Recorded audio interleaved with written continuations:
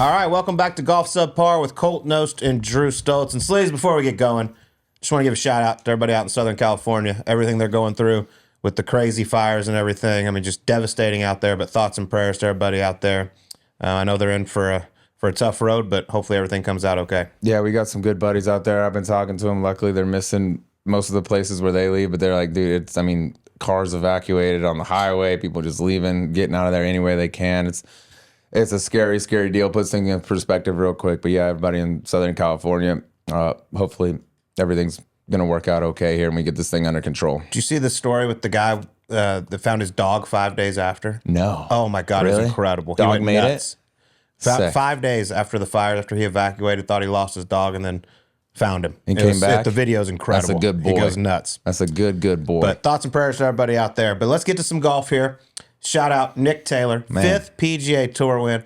I mean, the man has some cojones.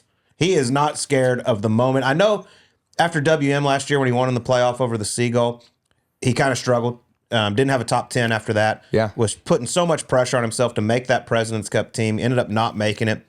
But I tell you what, he's 3-0 in playoffs. He's won at some big-time venues. It is incredible when it seems like the nerves are the high and the stakes are the highest. He comes through. When you go back and look at like the way he's won, I mean, you got to start putting him in the conversation with like most clutch guy. Who would you want on the final 9 or things like that? And I know he's not in contention all the time. Like he said, the last 7 months of last year was kind of weird, especially after WM. Like, oh, here he goes. He's gonna. And we would have bet a ton at that time that he'd be on the International President's Cup team. But that's not just a good win in a playoff against Seagull, but like it's a big arena to be in up there at Phoenix Open. Biggest one in the States. Canadian Open, I would argue that means more to him than anything but a major championship. First Canadian to win it in years. And I was on the broadcast for that. Probably the coolest moment I've had since going over to TV. Just, I can't not tell you how insanely loud it was when that putt went in. It was like the entire country was there. It kind of reminded me of Shane Lowry's dub over there too. It had like a similar vibe. This was just way more dramatic. Dude, that's as big as it gets for him, basically, outside of a major. And then this one, I think it was, you probably have the stat too, his odds of winning on the 18th tee were like 0.7% chance. Yeah, 400 to 1. Yeah. You could have got him out. Okay, yeah, maybe even less than that then. Yeah, I mean, it was not, after the misses on, what was it, 15, 16, the shorties, I was Inside like, well, damn, he had all the chances in the world, not going to do it. It really looked like Spawn and Jaeger coming down the stretch. And I would have bet large sums, like you and I are probably both in the same camp here. JJ Spawn's going to have a phenomenal year. Not that this isn't a great week for him, but I thought he was going to get over the finish line. I don't remember if I said it on here. I know I said it on our SiriusXM show. I played with JJ the last day of the pro scratch at Wisbrook, and I was like, this guy's coming. And I got nervous about it just because the same thing happened with Ches the year before, and then went over there and struggled in Hawaii. But I was like, JJ's game looks incredible. He pretty much did everything. They finished 3rd with his caddy at the pro scratch. I was like, his game is looking good. He had a great finish to 2024. And man, he's going right now. But I'm with you. Like, I watched the entire broadcast, and I don't think anyone on that broadcast or anyone watching thought it was going to be anybody other than JJ or Steven Jaeger. Yeah. They were holding putts when they needed to hold putts. It looked like they were just going. Like there was, I mean, JJ, we've seen it for a while now. I truly think it's coming. It almost came to, but like the way he hits it, man, it's been so, he's turning into like, you know, we used to talk about a handful of years ago, Ches, and like he just never doesn't hit the middle, doesn't ever not hit it pin high. It's perfect all the time. JJ's been doing it, and he's got a little more gas off the tee to go along with that. I think he's in for a huge year. I was shocked to see him make bogey on 17 and then par on 18 and not get into that thing. But props to Nick Taylor, dude. I mean, holing out, chipping in for eagle to get into it. On and the then, 72nd and hole. then big birdies in the playoff and the up and down after the chunky hybrid straight down win was pretty sweet too. Let me tell you this. As a man whose pitching isn't as great as he would like it to be right now, that pitch shot on the second playoff hole. Was that putter? That was, no, it was too far for putter. Okay. I hit a couple nice ones this weekend, by the way. Yeah? But Nice. I think it's probably to do with no booze for 13 days so far. But I don't know if that would help or hurt. no, it helps. Okay. But I'd say that one Nick Taylor hit, just being there, considering it was 50 yards, greens were starting to bounce a little bit. It was straight downwind. For him to nip that the way he did and then get it to spin when Nico Echeverria looked like he was in the driver's seat. Back fringe, 40 feet for eagle. He 3-putts, and Nick hits it up there to 2 feet and ends up winning the golf tournament. It was crazy how fast things changed around there. And by the way, shout out to Waialae Country Club. You're looking at a golf course that's 7,000 yards, one of the shortest on tour. Fairways were bouncy, 16 under par wins. Last week, Kapalua, 7,500, 3,500 par wins. Yeah. It seems to happen over, like, we go to Colonial, the same thing happens. We go to Harbortown, kind of the same thing happens. But yet they're like, we need longer courses. I'm like, no, you don't. No, you don't. Just need some rough, some trees. They got some wind, especially yesterday. It was blowing pretty good. And that golf course is tricky because there's a lot of dog legs. And we saw, like, Steven Yeager trying to hit it over the corner on 16, hits it OB. By the way, which was shocking. I don't like to question people's decision making a lot on the golf course. I mean, these guys are the best in the world. But if you watched that entire back nine, what did Steven Yeager do off the tee on every hole? Hit it perfect. He hit it kind of all over the place, but he hit big high draws on every one. Every tee shot he missed left for the most part. Steps up on 18, which he's got the firepower to cover that bunker. I was shocked he hit 3-wood, and he hit it right into the lip of the bunker. Yeah, a lot of those. I mean, Nick Taylor was hitting that rifle draw around the corner, which was nice, but that should be a shot that sets up perfect for Steven. But it was kind of like what was, and I don't even look at 18 as like it was just stuff leading up to 18 that I'm like, man, it was just, I was not expecting that. I expected he and JJ to be down the stretch coming home, and I did not foresee JJ making bogey on 17 and then par on 18. But Nick Taylor, we talked about 400 to 1 standing on 18 tee the first time. I mean, you go to that second playoff hole, he's 40 yards short, straight down wind. That pitch shot, Nico's 35 feet, 39 feet, I believe it was. Like, what are the odds there? I mean, to win outright for Nick Taylor on that hole, the odds had to be crazy.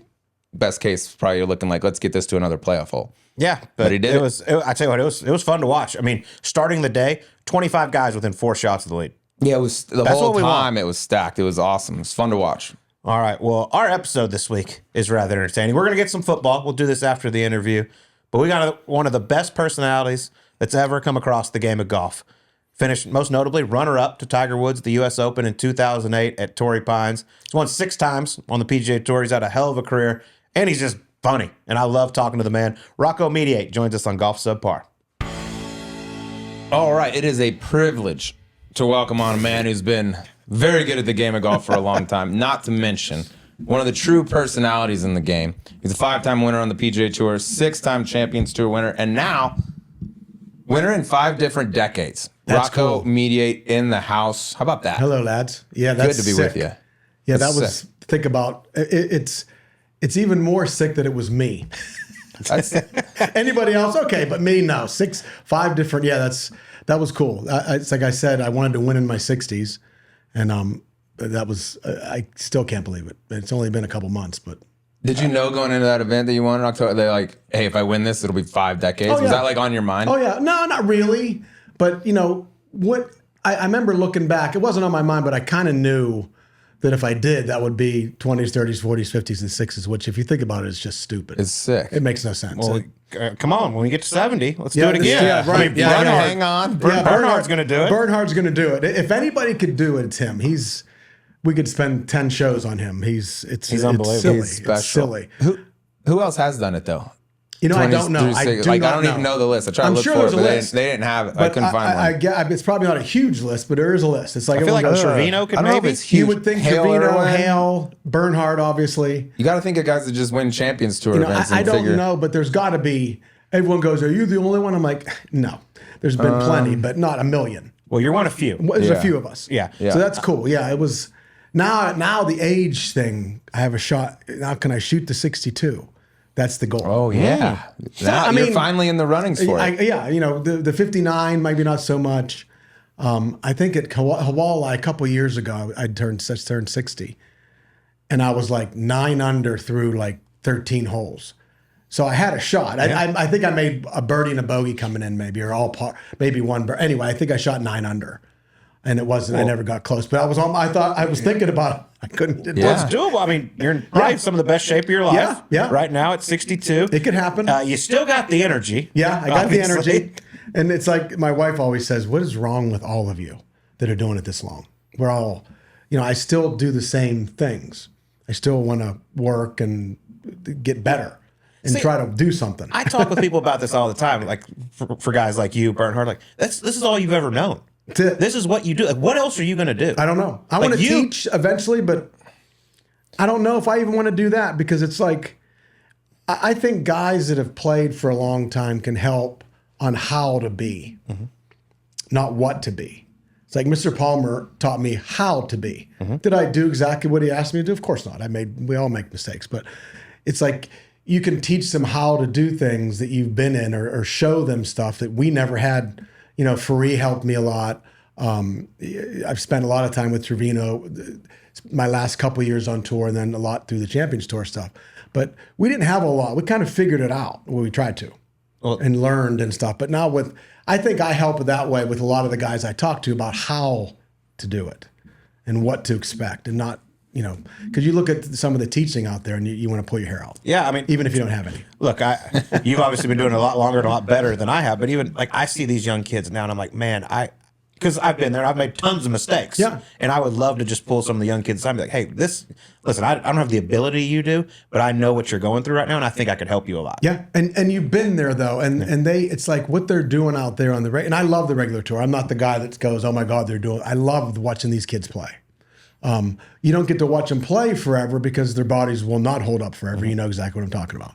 To make the club go that fast, some things have to, but it's just amazing the difference.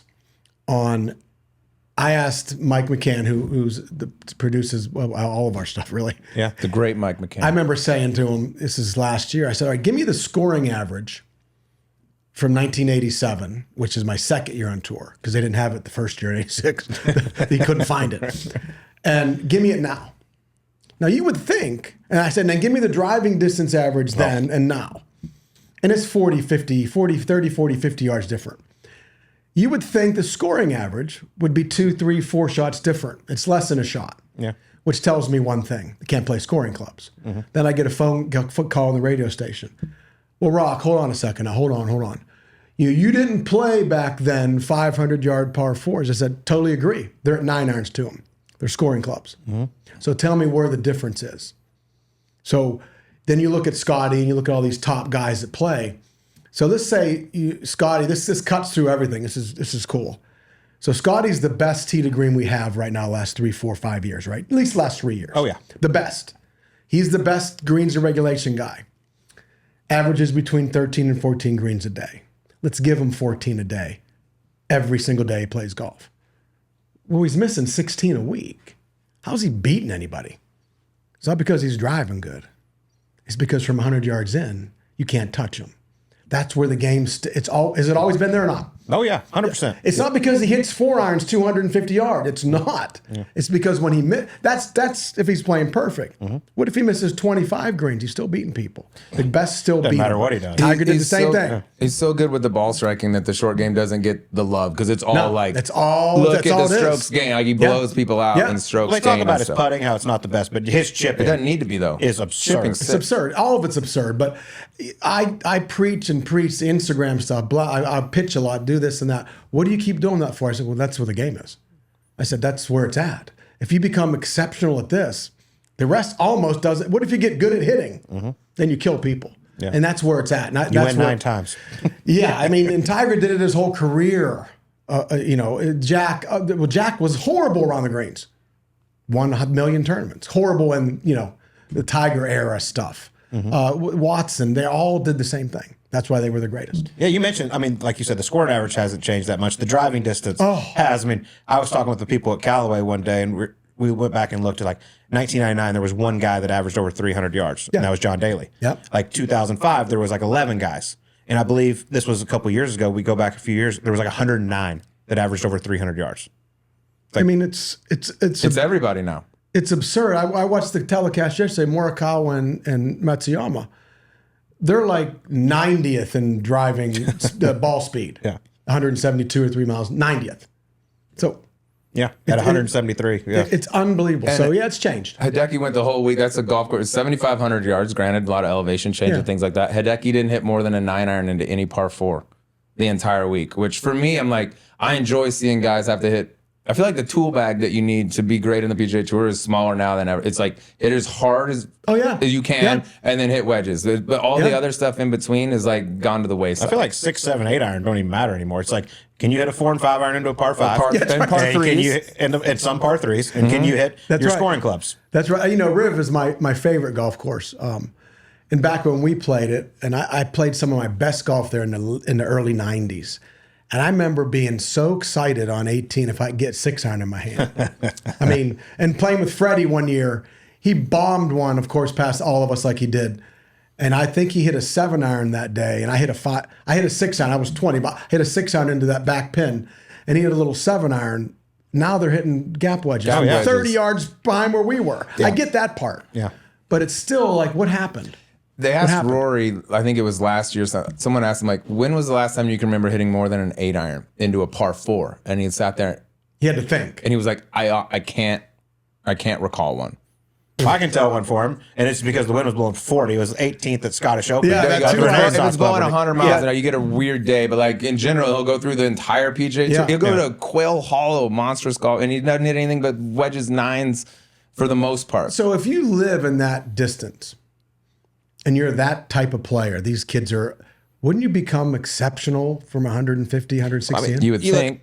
Why can't we do this? I mean, Dustin Johnson did. He did. And that's why he became the number one And player look in the what world. happened. Yeah. Like Rory McIlroy, the way he drives the golf ball is absurd. And like I followed him. It seems like I follow him every single round that I'm out there. And his wedge game, it's fine, but you think it would be so good because that's all you have to hit. That's it. You live there. It's like, how do you ever lose? It's like make a phone call to Tiger, make a phone call to Trevino. That's who I'd call. Say, can you give me a day or an hour? All I need is an hour. Yeah. And it's like Tiger would probably go, yeah, let's go. Why haven't you asked me before? You know, especially now. Maybe 20 years ago, Tiger would have went, no, get away from me. But now he'd probably go, yeah, come on, let's go. Because he was an exceptional wedge player. Trevino was the best wedge player. You know, he could do things with it. He still can. It's just sick. But you look at Xander's gotten better with his wedge in his hand. Yeah, he'll tell you. It was Xander. I mean, in an interview recently, he's like, my wedge game was terrible. It was terrible. Yeah. It was terrible. And he kills it now. Yeah. He's got it longer. Speaking of Trevino, so when I lived in Dallas, he would take me out to Dallas National once a year. We'd spend a whole day. We'd practice, play, lunch, practice, play. Yeah. And speaking of what he could do with a wedge, we would sit there on the short game area and around 70 yards, and there'd be pin on the left, pin on the right, and he was able to cut a lob wedge and like hook 10 it yards too. to the back. Well, hook is easier, the hook, it's easy. But the cutting and just getting to land 15 feet left and spin dead right. And this is when he was 77 years old. I'm like, my with God. a ball that doesn't spin near like the one he did when he was playing. He taught me so much with those clubs and how he thought he did it. His way is, See, but Trevino's body motion through the golf swing was probably the best of all time. His body was the way he swung. Hogan's was the same way. But no one talks about that because they don't have but Trevino's body, still, you watch him swing now, it's a genius. It's obvious it's a little shorter. He's 85. Yeah. But he still Hips moves don't it. open as He much. still does it it's amazing. He told me, we were sitting on the range one day just talking about hitting shots. And he's like, it's very simple. He's like, you want to draw it. Here's what you do. You start with your hands really high because you're a good player and you know you're going to lower them at impact. He goes, you want to fade it? I'm going to put my hands really low and you're going to stand up through impact. Nope, it's going to open the blade and fade. I'm like, of course. I've never heard of this ever But how in my simple life. is that compared to like some of the shit you get today where it's like, let's look at this in 22 different angles and draw 500 lines. I did a post yesterday, and I was at Silverleaf. I had a little shag bag with a little Silverleaf thing on it. Put it right beside put a ball literally this far from it. I had enough to clear club. I saw it, yeah. So I'm working on path. And I hit the shot, and I said, this little drill will eliminate all the garbage that's out there. I said, because eventually, after you hit this bag once or twice, you'll figure out how to not hit it. 100%. You're trying to go there anyway. So look at what they're teaching. You know, like what is the word this month? Is it shaffling this month or is it shallow? Shallow's been for a while. I mean, honest to God in heaven. Shallow and turn and the rehearsals that wrist. some of these guys that don't know anything are doing they're destroying our game. It's unbelievable because it's not that hard to understand. It's just hard to do. So you said, if you weren't playing, you'd be getting into teaching. Like, what would be your style or are you a big on-camera guy? Do you care about what it looks like? No, I don't because I've said it. I did a thing the other day. I did an interview at our tour champ at Phoenix Country Club for the Schwab, and they said a few things, and something came up to where, have you ever been? It was either accepted or I said, well, no, I've never done anything like everybody else. I've never even tried to. And I said, here's a perfect example. Francesca, my little 9-year-old, is playing a little volleyball, not organized, just learning to play volleyball. We have a little net in the backyard. It's not quite as high, but so she's hitting them to me, and she goes, Papa, you can't hold your hand like that. So what do you mean? She goes, you have to do this. I went, well, wait a minute. Am I getting it back over though? Which, she goes, yeah. I said, if I listened to what everybody else wanted, we wouldn't be here right now. I understand what she's saying. This is how she was taught. She does it great. I did it a different way and it's worked. So you look, there's no one way to, you can't, people don't know. And I've learned a lot from the Instagram about learning about that. You can't care what, I always say this, watch the ball. Just watch the ball, and we'll talk about that after. Look at the best player in the world right now. You think they're teaching that footwork? No. I mean, that's a huge shout out to Randy Smith, who I know you've known for a long time. I worked with forever. Yeah. Like, that's been the same since 6 years old. Yeah, and he ain't ever touched it. And guess what? It happens for a reason. Yes. Randy didn't go, all right, I want you to do this right after you hit it. No. The forces he creates cause that. Can he hit balls flat-footed? Probably just fine. But you wouldn't be Scotty Scheffler anymore. Because the forces of the body create that insane motion that's so good through the ball, it's petrifying. So, sorry, he's the number one player in the world. And that's a testament to Randy, by the way, for not getting in his DNA. That's the way he plays. Like, if it ain't broke, don't fix it. I feel like there's a lot of older generation guys where if they came up right now and started getting lessons at a young age, 12, junior golf, whatever it is, you might have never heard of them because teachers would be like, no, this is how you swing the club. Like Trevino, you take Trevino. It'd be a perfect example. They'd be like, no, dude, you got to weaken that grip. You got to do too this. much. You can't do that. This. Dustin Johnson, you can't bow How like that. about this? Jim Furyk. Oh, yeah. Yeah, I mean, just if Jim Furyk comes out with what he came out with and goes to anybody else, you'd have never heard of this kid. Yeah. He said, no, this is what I do. My dad taught me, and I'm going to win 16 times in the U.S. Open. But besides that, I'm not going to be very good. And I won't last that 58. long. Yeah. It's ridiculous. So you look at that and go, like, what is normal? Like 20 years ago, okay, I can almost you were just a child then too, but if we'd have seen someone come out on tour looking like Xander or Morikawa, we'd have went, well, that's not going to work. Yeah. Well, why wouldn't it? We didn't. That's we were programmed. You can't ever do that. You can't ever bow your left wrist. What's that? But you look at back in the old days. Some of those guys did it. We just didn't pay as much attention. Yeah. Now everything gets nitpicked. I mean, by the way, go to a teacher now if you're 22 and have the shut stance you do. Oh God. I mean, they'd be like, whoa. You can't do that. You gotta start Meantime, speaking of that, you look at some of the rehearsals that are going on today. The right foot back. Yeah. See, Rick got me into that. Smith got me into that in '86. He goes, pull the right foot off the line, presets the right hit, now get on top of that, and that left leg is a post. And all of a sudden, the back issues go bye-bye. The more open we get, the more we have to go backwards to hit it. Interesting. Yeah. See, the more open we get, we go this way. It's harder to turn. So the more, if your toe line's closed, hips and shoulders, it's called opposing lines. A couple guys, Hogan, Sneed, guys couldn't play it all. They stunk, yeah. And Mickelson, how about this one? Let's get into this a little bit because this is funny. He made possibly one of the stupidest comments I've ever heard in my life last year maybe. He said, if you set up with your hands even with the ball, you'll be a horrible striker of the ball. I saw that, yeah. And then when you see Hogan, boom, driver, the shaft's pointing just behind his belly button. So let me just think about that one for a second. Before you open your mouth, make sure you know what you're saying. Hogan was Hogan never had this. We know what, you can have this, no problem. Hogan was right here. A lot of guys were centered. So when I saw that comment, I'm like, that's the dumbest thing I've ever heard. And I have a picture I could show you, but it's funny, where Hogan is with his full driver, handles right here. Back. Yeah, it's back. It was never.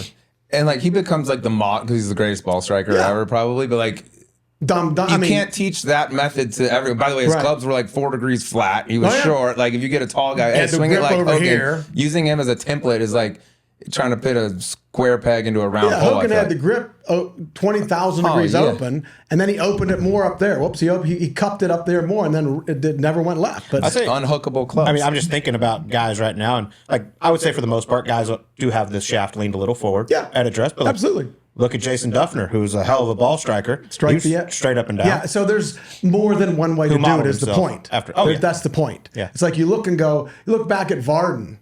You look back at, oh my God, and it'll come up, but they're all different. Yeah. The more shaft leaded address, the more backwards we have to go. I don't want to go back there. I want to be up here. So it's like everything. Yeah. Trevino even said it too. He goes, if you're this way to address, you're going to block. I said, well, not if you know how to combat that. There's ways to do it. And and you talking to a guy like him about it, he's like, yeah, okay, because he understands his way wasn't normal. Yeah. Who hit it better than he did? It's true. So, well, we could talk golf swing for hours. Boring. I know that. But one thing Sleaze brought up at the start is you're one of the best personalities the game of golf has ever seen.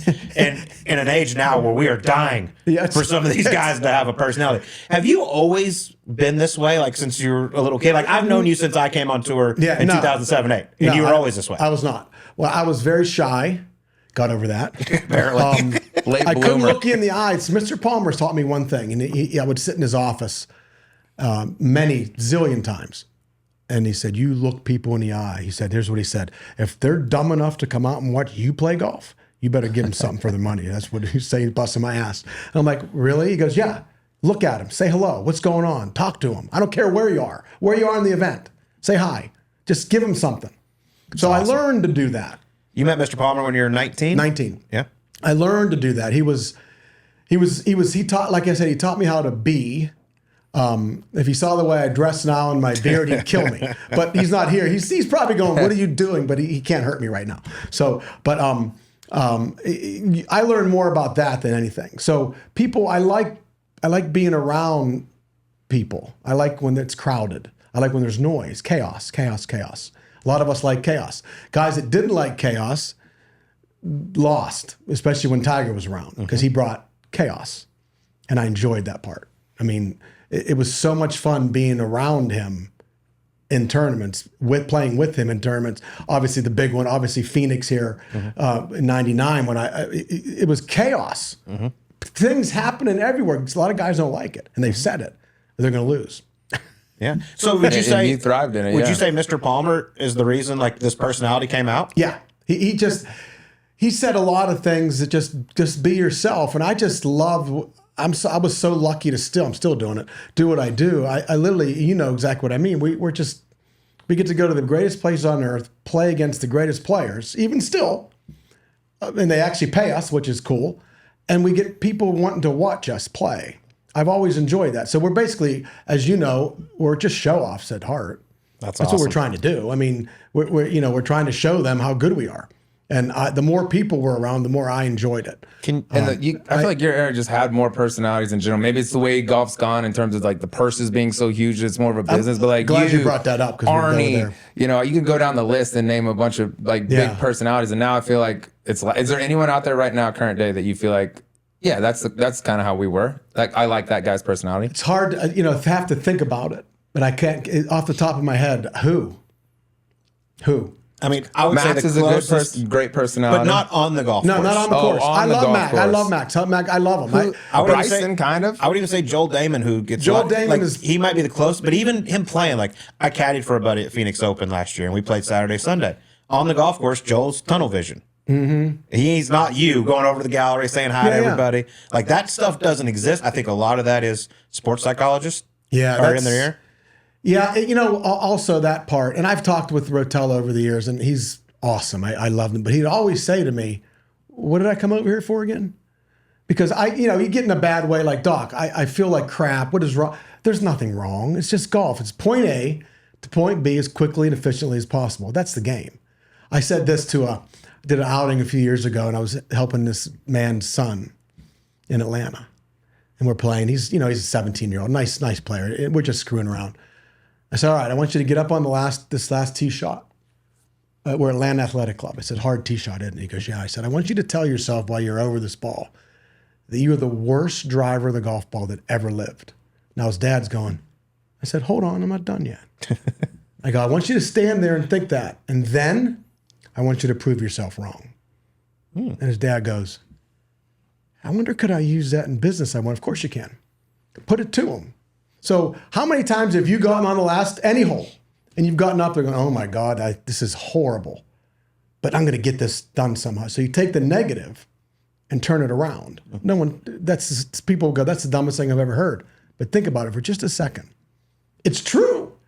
How many times have we gotten over a shot going, oh my God, I have no chance, but a lot. I'm going to pull this. I'm going to give it my best shot. And all of a sudden it comes off a lot. I'll say this, and I use this example a lot, and it's just amazing. And I wish we could do a study on it. But it's Friday afternoon. Okay, there's two different scenarios. One, you have to make birdie to make the cut. You step up there and you swing as free as possible and you throw a dart right at it. Two, you have to make par to make the cut. And the steering, I mean, you are just 10 and 2, just somehow, and you fuck it up most of the time. It happens a lot. It is unbelievable. It was the how worst. It was the worst feeling. I miss the cut days because we have like 4 tournaments where it's cut. That's about it. Yeah. I don't even know if it's 4. But I miss those days because it makes you think about it. You're right. It's almost more important, sometimes harder to win to make the cut than win a golf tournament because it's either you're in or you're out. But when you birdie the last hole to make the cut, you are God. Yeah. You are the greatest player of all time. And then when you make a bogey to miss, you're like, you're going to kill yourself. I remember I could make bogey on 18 at Bay Hill to make the cut one year. Got dead center of the fairway, got 7-iron in, pins like frontish right over there by the water. I pull this thing in the back lip of the bunker, plugged. Okay, you have to chunk it forward and then get it up and down for bogey to make the cut. I'm like, you are the biggest loser on the planet. Like, if you had to make birdie, you would have stepped up, hit it 10 feet left of it, and had a putt at it. Yeah, and just all you want is like a putt at it. It's like having to 2-putt to win. Yeah. Like the lag putts that you see hit, you're like, dude, he would never in history hit this if this was, yesterday, hole 5. Yeah. He would have lagged it up stiff, but all of a sudden it's like 2 to make the cut or 2 to win. It's like, he's going to have 5.5 feet because it's going to be terrible. This dumbass brain's pretty powerful. It is wild. It's amazing. You see it, you're out there, obviously, when you're out there and you see it all the time it's unbelievable what the people watching don't know we're thinking. Yeah. That's why I've begged for years since I've been doing this. I'm like, the fact that we don't have, I know we have one on 18, but like we're not showing 9 and 18 on Friday. Yeah. The guys who have to make birdie or even have to make par to make the cut, like that stuff's interesting. It's unbelievable because it can change your world. It matters so much. I can go back to last year at the Phoenix Open. Kevin Chappell playing on a sponsor's exemption, needed to make the cut, to shuffle up, have a chance to play like any more. Wasn't going to get in hardly anything except the second, the opposite field events and stuff. That came down like an 8-10 footer on the 9th green, the 18th green and he makes it, and he celebrated like he just won the fucking. And by the way, he went on to play like 18 events or something. Changed like legit, changed his career. He had some good week. Good kid. I see him at Silverleaf some, but people don't understand. If you look at the way, like, do you want to go into the changes that have been made with all this? I mean, we could all day. I mean, I'm with you. I hate it. it. We just bash it. We bash it. Yeah, but yeah, give your opinion on my all fix for slow play. It works. It'll work. Let's hear it. 100%. No. Here's what you do: first tee, 10th tee, every round. You're on the clock. You're on the clock. You either have the official there the whole day, or there's a piece of paper that says this group, Mediate group is on the clock starting right now on your first hole. Everybody. First warning, you don't get a warning. Okay? You're on the clock. If you get out of position, you're done for the week. Oh, wow. Take a walk. That would speed it up. We're done here. So how many times will that happen? Once. Yeah.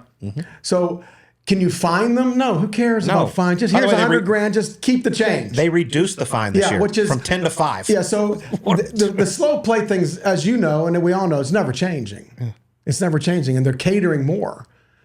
If you can't do something in 40 seconds, now, sometimes there's weird things. I get it. You have officials to understand that. Yeah. Occasionally. I understand. But I watched yesterday, and I watch every week. I watched somebody on 18 from 10 feet for a minute and a half with all this crap and all the, what is it called? Aim point garbage. Garbage. It's garbage. All of it. Just look and shoot, okay? So, but he's really going through his aim point routine right now. Really? Really? I wonder how Tiger would have done with aim point. He probably would have putted a lot better now, wouldn't he? It doesn't make any sense. So why are they shortening the fields? Because the players are too slow. But that's not going to fix it. You're just going to have less guys still playing slow. Speed your product up. I mean, 5.5 hours. Like, what are we doing? That's another thing about your generation. And we talked about it on the radio show today. Like, the PGA Tour also around Christmas put out this social media post showing the best player-caddy conversations before a shot. I'm like, look at those. They're taking almost 2 minutes. That's not within the rules. Oh, it's every single hole. It's like, did any caddy ever go through anything for 2 minutes with you? No. Bender's was on my bag a lot, and when I was on the regular tour, he's back on my bag now. Petey's one of the best of all time. And it's like, boom, boom, we're done here. Boom, boom, there's no like, There's no like, well, okay, the wind's blowing 12 miles an hour to the south. We don't know where we just throw the grass up. We'll take a look on the board. It's supposed to blow from the north. Does that mean it's going to blow from the north? Not really. Yeah. So we just react to what we're looking at instead of everything that's going on around. I mean, it's unbelievable. The conversation, take 2 clubs out of the bag. Stand over there with 2 clubs. Give one back. I get it when the wind's blowing 40. I get it. It's going to be weird. There are times where you need that. But there's guys that have been so good being just like, I looked at Dustin Johnson when he was at his peak. Dude, he was as fast as they could be. Ludwig Aubert right now is going to win a million times. How about that guy? A dream. His entire game is phenomenal. He's like Brooks Koepka, one of the greatest major players we've seen. Too fast because you don't get to see him do anything. He's so fast you miss him on TV sometimes. Yeah, that needs to change, will it? No. You have to make it brutal consequences, or else it's not going to change. And I brought it up Rocco today. for commissioner. Never happened. It'd be awful. There was a player during the century yesterday coming down the stretch. I mean, this is the 4th round. They've played Pro-Am practice round, and they are on a tee with driver, which they've hit every single day, discussing what the target is. Yeah. I'm guessing it's probably the same target it was the last 4 days. I would guess, or 3 feet left of it, whichever one it's getting. And the fairways are 270 yards wide. No, this was on like 16. Oh, okay. Yeah. No, and the fairway's 100 yards wide, so pretty much just anywhere. Going back to how it used to be. Like I told him I watched the replay of the 99 U.S. Open before Pinehurst this year when Payne won. Yeah. And Sunday, final round, there you are, the leader, Payne Stewart, hits it down the fairway on the first hole. Mike Hicks, the great Mike Hicks, is on the bag. He's like, Payne, you got 150 hole, got a little in off the left, give me a 7-iron, 10 feet left of it. Done. That was the conversation. Done. Yeah. He walked in, boom, hit it. I was like, that's awesome. Yeah, it's like aim and shoot. And you can't all change. Everybody can't play fast. But when you're going through those motions like that, I don't know how you can compete. And you said, well, maybe it's because of the purses, right? It doesn't matter. Maybe. But you don't get paid. I think it's just you the don't culture. get paid till Tuesday anyway. Who cares about? Just go play. When we won a tournament in the 90s. What I win at Durrell, $240,000 was the biggest purse on tour. $242,000 for Durrell. What's the difference? Back then, that was $1 billion. Yeah, it's good. So you shouldn't be slower because it's worth more. I never understood that. And there shouldn't be 77 people on the range with each player. Oh my, they all have an army. Oh my Lord in heaven. The expenses I heard this. We got to laugh at this because Scott Piercy told me this a few years back. We were doing an outing together. And the guy in the crowd said, so when you make $50,000, what happens? Well, the IRS gets this, and my caddy gets this, and travel expenses, and my statistician gets this. And I went, whoa, what? Stop.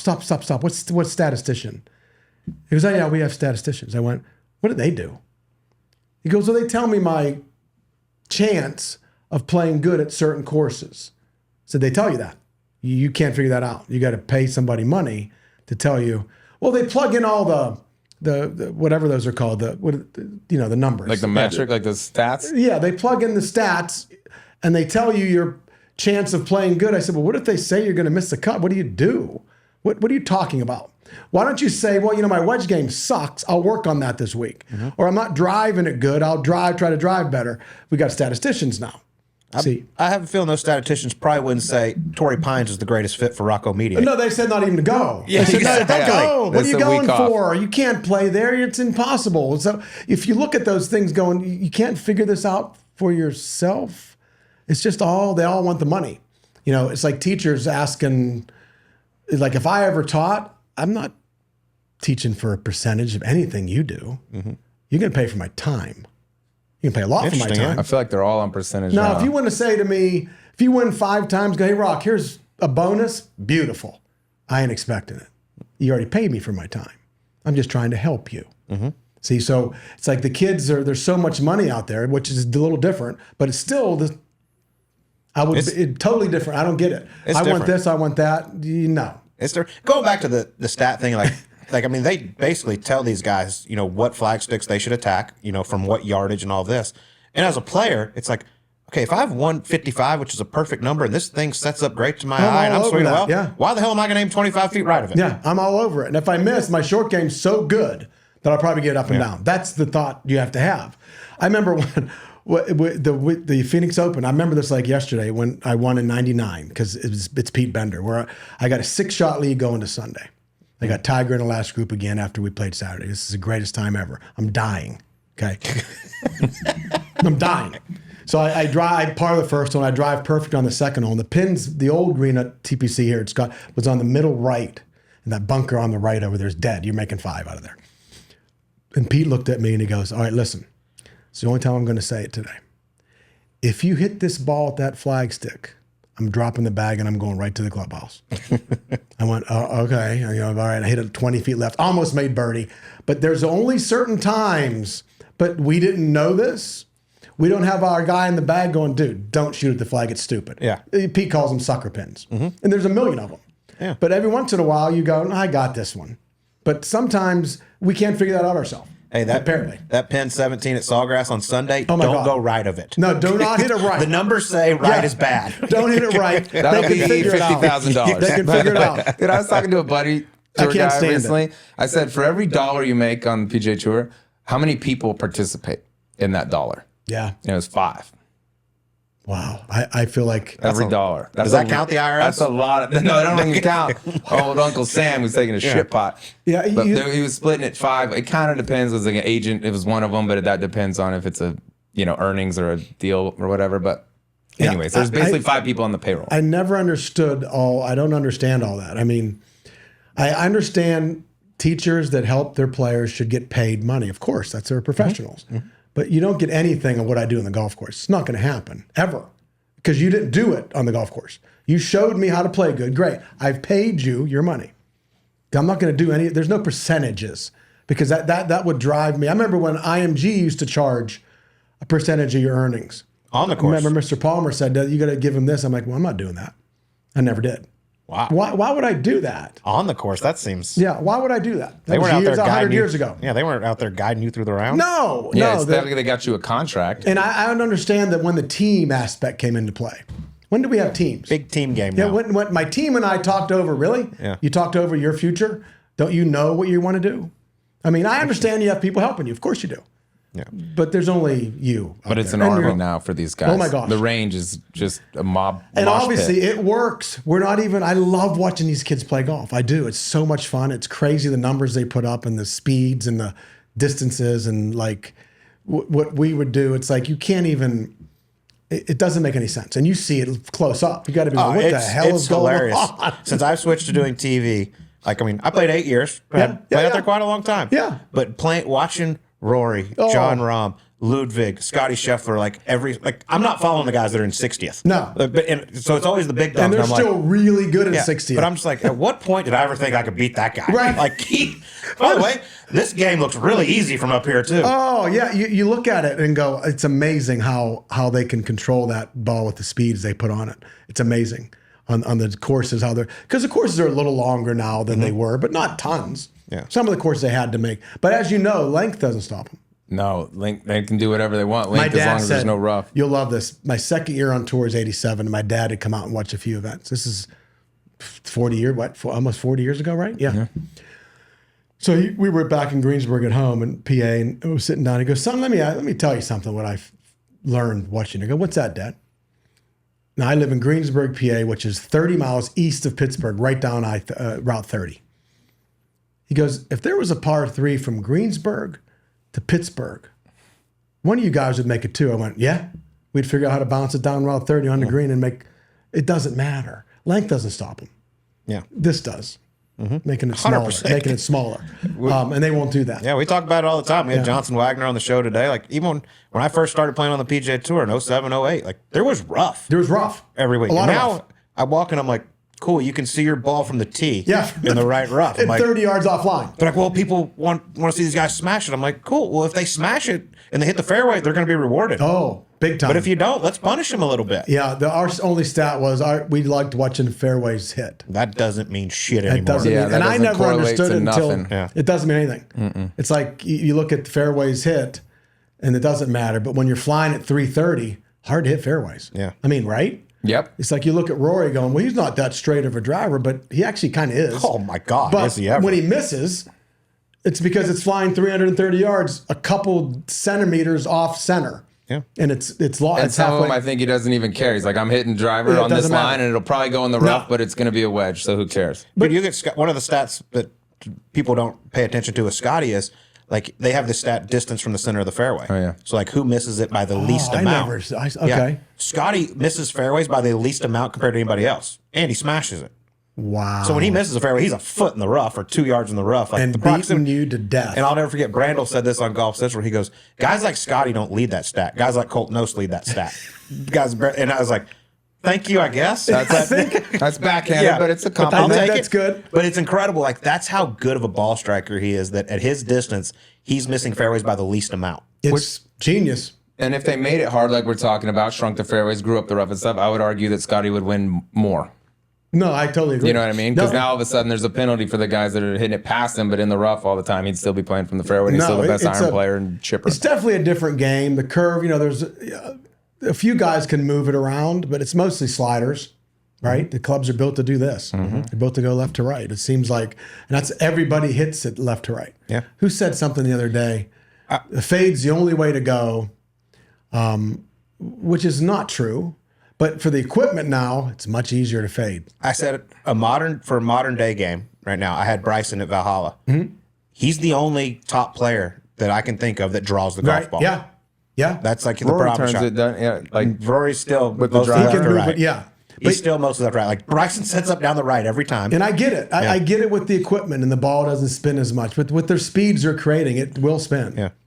But you look at the difference in the curvature. You don't see a lot. It's pretty cool. It's like all the shot tracers don't like move. Yeah. yeah. I mean, they're hitting high knuckleballs. Yes. Is what they're trying to do, and it's hard to turn over a high knuckleball. Yeah, consistently. I tell people, I said, I need 2,700 RPMs.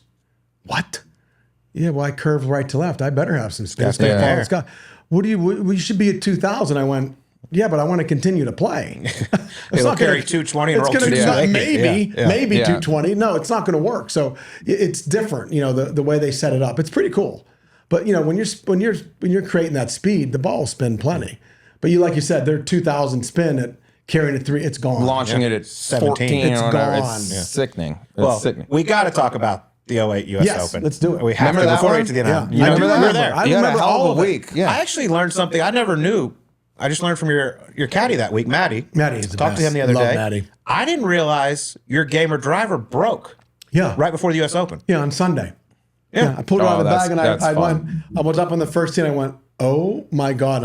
He goes, what? I just took the head and took it off. It snapped just above the, traveling or something. Yeah. And then now I'm losing my mind because I was driving like stupid good. And Callaway happened to be there and I said, and they found a shaft. I mean, if I had my gamer driver, I'd have won by 10, 12 shots, easy. Wow. Yeah, without question. Maybe 15. Yeah.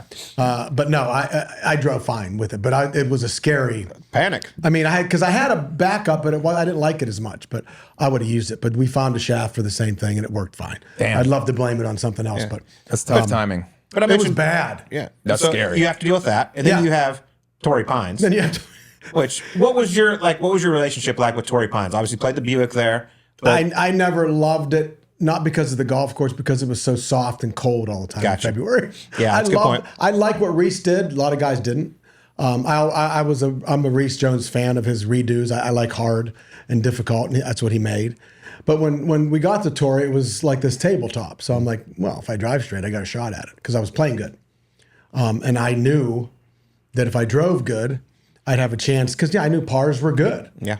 And that's all, the U.S. Opens usually are like that, usually. And that week it was because Tiger Would we shoot 1 under for the week. under, yeah. So pars were good. So you had a good feeling going in, though. Yes. Like you knew you were playing Would I well. know that was going to happen? Well, of course not. Yeah. But yeah, that whole week was, I remember the whole thing. It's like people would like say, can we talk about it? Yeah. Yeah. Now, if I'd have 3-putted the last hole from 4 feet to lose, maybe we wouldn't be talking about it. Maybe I'd be over because that can ruin people, right? Mm-hmm. But the way that it happened, it was only, it hurt, but it didn't end the world. I mean, I was definitely sad for a while. Of course. I wasn't like, I don't know how to explain. I was just sad. I wasn't like moping around. I was just like, I'll never have that chance again. That's easy to say, but I wanted to do something else after that, and I snuck fries in on him to have another. I didn't want that to be the last thing, but if it was, that would have been fine. I mean, you were a A 12 little footer validation. bumpy ass 16 feet straight up the Well, hill. you to had beat one him. to win, and then you could have dodged one from Tiger from Yeah. 12 feet on When he laid up in the right broccoli. rough, Yeah. I mean, he's Tiger. You got to assume he's making birdie. But when he laid up in the right rough, realistically, we're like, dude, there's no way to get that close. Like, I'm gonna win this thing. Yeah, I remember I was sitting back in there in the deal, the scoring thing. And when he laid it up, I was like, first of all, I was in shock. I'm like, how in the hell did he do that? And then I'm looking, going, well, he's gonna have a putt, but I didn't think anything. Westwood's got a shot. He had a pretty shot in there. And anyway, what happens? Lee leaves it short to tie. Then Tiger makes the putt, which I wasn't surprised. But a year later, I asked him. So a year or so later, I haven't talked to him but twice since then, maybe. I said, all right, tell me about the shot on 18. I said, you got to tell me. You can't stop that ball. He goes, he kind of looked down and he went, it was an old divot. I went, of course it was. Because it spun. It's fine. Yeah, it stops. It's Kikuya. It's SOS pad that's green. That's what Kikuya is. So Kikuya, what do you want to call it? So it was in an old divot, he said, and you can get the club on it. Wow, I never knew that. Now, if it wasn't, he may have been able to figure a way out to bump it on there too. This is the greatest player of all time. But when you saw the shot, when it hit, I saw it land, I'm like, uh-oh, and then it grabbed, and I'm like, wait, what was that all about? I was up there watching it. I'm like, how'd do that? And then the rest, of course, he was going to make it. That wasn't like, oh my God, I can't believe he made it. So I remember telling somebody back before that sometime, maybe that year or the year before, I said, I'd like to have one more shot at him because I got him at Phoenix, which was cool. Yeah. Number one player in the world. I'm out of back surgery 3 years. I don't care how many shot lead I had. I'm dying going out there with him, and he was great and played on Saturday. But I want one more, and I got it. Yeah, yes, I got you my did. shot. You And it was did. the most fun I've ever had, ever. You did as well, paired with Tiger, as probably anybody. I mean, most people's scoring average I goes played through the some of roof, my especially best during golf. that time. That was peak. Yeah, I played some of Tiger. my best with him all the time. That's cool. I remember he beat me pretty good at Kapalua in 2000. I played with him the first round. I played awful. It was windy. He played, perfect. But every other time I played with him, I was right with him. We played the last round at Pinehurst. I think he beat me a shot on Sunday. 71 or 72 I shot, or whatever.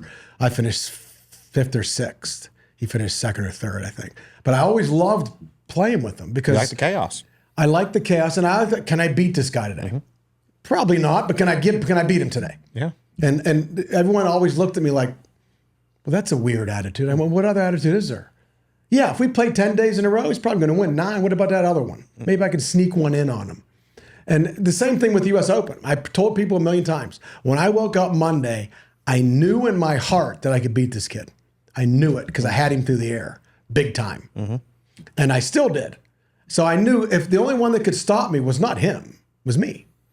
It's a fact. And you were leading on the 16th tee. That's a fact. And when I got to 16, I was like, this is exactly what I wanted. It wasn't like, oh my God. Now the putt I made on 15 was kind of a shocker because if it didn't go in, It was moving. okay, so was his. Okay, but what we don't talk about is that putt, I make the putt.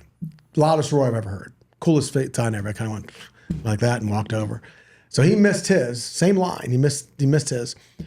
And it was 4 or 5 feet by.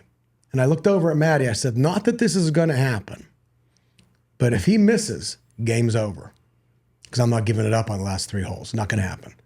And of course, he made several that day, that week, like we all do. But he always did it. It was genius. I mean, you could miss that putt so easy from 6 feet to stay 1 back. He was 2 back. It's over. Because it's just amazing what he did. But I said, he's not going to happen. But if he does, it's over. Yeah. And he poured it. It was I mean, beautiful. you think you look back at his career, like, Oh my God. name a putt on 18 that he had to make that he didn't. Yeah, there was one on 17 at Medina that I remember. I have it on my phone to stay 1 up or something. Yeah, it was 6-8 footer. And he hit him with pace. Like, he was unbelievable from that the distance. putt in the putt in the 90th hole Yeah. in our tournament in the U.S. Open. He hits up, it's a good 5-iron. He mishit it a touch because we were standing by. I heard it. He hit a little. It just covered. It might, I'm thinking, oh my God, no, it's not. Anyway, he putts it by 5, at least 5. I just watched. They had it on the other day, and I watched the last hole because I don't like to watch it because I I've seen it a few times, but I already know what happened, so I don't watch. But I watched the last hole again, and they showed it, and it putted it by, I'd say 4 feet. Oh yeah. Okay. And then I got the putt. I'm like, all right, and I just hit it a little too hard, 3 feet by. So now we're both got issues. One of us, we both have to, if we both make, we go to the next hole. His putt hammered the back of the hole. It didn't like go in, it just slammed in. Beautiful putt. So now I got no one talks about that either. I got the 3-footer.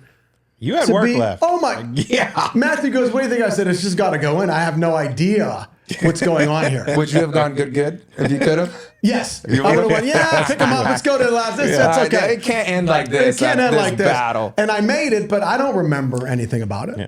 I don't remember. But he won. He won. It was going for a 5-footer, 100. Yeah. Beautiful. Right in the heart. That's what he does. He hits so many like that. That's what he does. Yeah. That's what he does. It was a surprise. I want to ask you a question about that Monday because you mentioned earlier, like you're a people person. You like people, you like to talk, you like to be engaged, you like to interact with the crowd. And then you got Tiger at that time who is polar opposite. I mean, it is blinders on, go about his business, doesn't even look at you, looks through you. Did you try to have conversation with Tiger? And did he...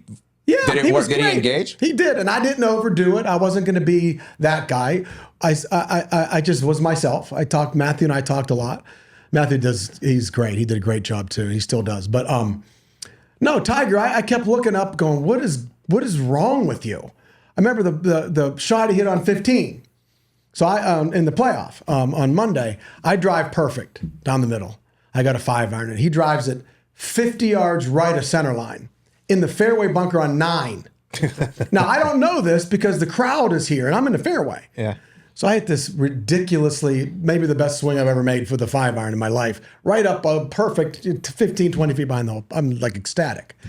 And we're walking up, and Matthew goes, where's Tiger? I said, I have no idea. There's a million, So we hear the whoosh, and he goes, where's it? I said, well, apparently just watch the hole. And it rolls up inside the one. I don't know that he was in the bunker. When I saw the replay, I'm like, are you kidding me? He's standing on his head like this and just hits this little draw up on the green inside. And when he walked out, I went, what is going on? And he just kind of smiled and looked down. We talked. A lot of people did that. We didn't talk too much. Yeah. Because you're like, what just happened? It was amazing how much fun I had with it. And even Mike Davis, who's the USGA, he kept going, you do realize this is the U.S. Open playoff. I went, yeah, why? Like what? See, that's beautiful how you handled it. And I think that's why it's very often that it's not 99% pulling for Tiger. Oh, like no, they were wanting something weird. Yeah. Because when it turned, then all of a sudden they're like, wait a second, what this guy. See, I remember when I didn't get it up and down on 10, I had a chip from here to the wall. Perfect. And I hit it this far short. Pitiful shot. Miss-hit it. He makes a 22-footer out of the just off the fringe for par. I miss, of course. So I'm 3 down. It's over. Yeah. Walking to 11. And I looked at Matthew and I said, there's no way he's beating me today. If I can do what I know I can do in these last 8 holes, we can beat this guy. And Matthew's like, and you're 3 down. Okay. And I hit this 4-iron. He was up first and he hit it in the bunker. And I hit this I think he hit a 5 or 6. I hit this 4-iron, looked like an 8-iron, went straight up, right at it, about 20 feet behind the hole. And I'm like, aha. He didn't get up and down. I make par. Then I kept doing the same thing. Perfect 2 shots on the 12th hole. Driver in a hybrid. He drives right, bogey, par. I almost hit the green in 2. He does hit the green in 2, up and down out of the bunker, par, birdie. Then birdie 14, he misses. He missed the only putt he missed all day, about a 6-footer for birdie. So now we're even going to 15. And I'm like, perfect. Yeah. Here we are. So I wasn't like in shock. And I was where I wanted to be. But the tournament, Handon does 3-putted 9 and missed it short on 10. Those, you can't do that against him. The one thing I got to ask, because it's one of the greatest U.S. Opens of all time. And it was so fun to watch. Like even now, it comes on. It comes on all the time. I keep losing. But answer me this. How the hell... I kind of have an idea of where they're going with this, but you got all the people on 18. And I talked to Maddie about this. You got all the people on 18. You tie after 90 holes. You could have gone to 1, which T-Box is right there. You could have gone back to 18, but no, we're going to go over to 7. We're going to go to 7. Okay, which I get if you go 7 and then you can go 8 and then 18 again. Yes, that's kind of pretty Yeah. weak. But because I also heard like in the practice round on 7, you stepped up, you hit one right, then you hit one left. You're like, forget this tee shot. Yeah, I just can't. Then I played it okay, I think, for the week. I made a bogey and a bunch of pars, I think, except for the playoff. And I did something on that playoff that I haven't really talked about. So I'm obviously a drawer of the ball. I love to draw. But I also like to hold shots too. And I did a couple that week too that kind of start left and stay there, maybe fall to the right, but they won't hook. So I'm up on this playoff ready to go. And I'm like, I'm just going to hold it right off that bunker. I hit it dead straight. And I looked up and I'm like, God, because if it just does what I wanted it to do, it's fine. But it didn't. And that's where I took a shot instead of trying to sweep one over the thing. I felt like if I did it in the bunker, I got a chance. But I got it up that little thing behind that left, and I was dead with a 6-iron. I almost pulled it off. I didn't quite. But if it was anywhere else, I got a shot to the green. But it just went too far. Yeah. It was bad. It was a bad tee shot, but I tried something I probably shouldn't have. Yeah. I don't know who does that, but I did. But my opinion, I mean, the golf course is hard as shit. Oh my God. It a number of times. The worst hole for Rocco Mediate on that golf course is that one right there. I thought just run it back. I mean, 18 is probably in his favor too. But. And everybody said they picked that hole for Tiger. Yeah. I'm like, wait a second, wait. First of all, sudden death, really? After 90 holes? 91. Probably not. Probably didn't. It was just the way they picked that hole the year before. If we was in a sudden death playoff, we'll go to 7, 18 green. I get it. But that whole day, I remember things from that day that just the smells, the people, the Tiger's reaction to all the stuff. I noticed one thing he didn't do that no one's talked about, that you'll love this. So, he's obviously with the fist pump stuff he's done his whole career, which is great. He had, I figure, 5 or 6 shots at that on Monday in the playoff. Not one time did he do it. And I know why. I swear to God, I know why. Why? Because he knows I didn't care that it was him. Interesting. I loved that it was him, but I didn't care. I wasn't like, oh my God. I did think this. I got a chance to beat the man, broken leg or not, in the biggest event of my life. What the hell else could I ask for? He knew, I think, playing with him over the times, I played good. I played nicely. I think he knew that, that's not going to do anything to him. He doesn't give a shit. I just got to do my thing. And he did. So I looked at that because you know what he does. Oh, yeah. Not one time. It's interesting to look back at his career and think about the guys that pushed him at major championships. Mm-hmm. Bob May, Chris DeMarco, you, and Y Yang got him. Yeah, Y Yang got him. I mean, it's just crazy to sit back and think those are the guys that pushed him to the end. Yeah. And it's like, the 18-hole playoff thing was a whole different animal to where I couldn't wait to wake up the next day. Mm-hmm. I was, of course I was. Could you sleep? I slept pretty good, but I couldn't wait to get up because I wanted to get going. Mm-hmm. It's like, I think all majors should be 18 holes. I don't care about the TV part. 18-hole playoffs? You mean? Yes, I think so. They're that important. Wow. Obviously, no one thinks about that because there are none anymore. There never will be probably. But, it's like, it's such an important event that it should be another 18 holes, whether TV likes it or not. But I get it. I understand. There's so much money involved. But it really shows that, I don't know, it's just the way it should be. And that's the way it always was before. I mean, they were all 18-hole playoffs at one time. I'm pretty sure. A damn TV. I get it. Everyone wants to see a winner on Sunday. I get it. But in majors, it should be different because people tuned in that Monday. Oh, God, they tuned in. Oh, people were skipping. And I can assure you it wasn't because of me. It was because of who was playing. All of a sudden, the me was still there. Trust me. You had a big part in that. It was fun. But you look at it now, it's like, who's going to do what Tiger did? Well, we know no one is. We know that. Scotty's stuff's being, what he did last year was very Tiger-like. But now he's got to keep doing it for 6 or 7 more years to be in the same echelon. Can he do it? I don't know. Doubtful, because things happen. He even brought that up. Does, like his impact on the game, no one will ever, his impact on the total game of golf, in terms of people playing, exposure, the increases in the purses, like no one will ever sniff that. The percentage of wins, and think if he didn't get hurt. Oh my God. Yeah. I can't even imagine the numbers. Well, if he didn't get hurt, he might still be the guy. He might still be going. I would say, because you watch the way he swings the club now, it's genius. Yeah. I don't think he swung better ever. Beautiful. You know what I mean? Yeah. As far as technically. Yeah. Yeah. It's genius. But, Yeah, it was fun growing up in that era. I was on my way out there over the years, and hopefully I get to see him next year on the Champions Tour because he's coming. Oh, he's coming. It's going to be awesome. I can't even imagine. Because, a lot of the guys out there, some of the guys that just got out there or qualified, they don't even know. They've just seen him on TV. Stephen Hawker's never played No. golf with Tiger Woods. And it's like people, I remember the kids a few years ago on the tour going, we want Tiger how he was. You don't.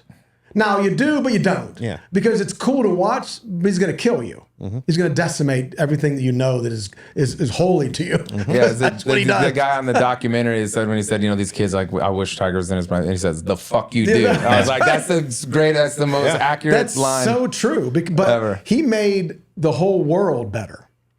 Oh, he elevated the game. I would sit back and watch him hit balls. He never saw me watch him hit balls. I would sit back in my bag for an hour, just watch him do things.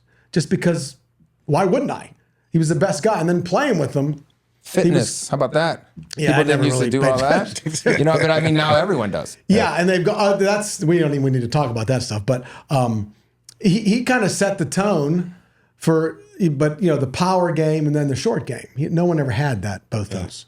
He had it all. There's no doubt. We could, like I said, I talked to you before. I've This could go for 4 one more hours. just on this. We real got to quick, get to the because I'm curious. Have you and Tiger ever sat down and like rehashed it, like gone over that and been like, dude, what a battle? That would be the most fun and the most satisfying thing that I could ever do at the end of my playing or now, but it's never happened.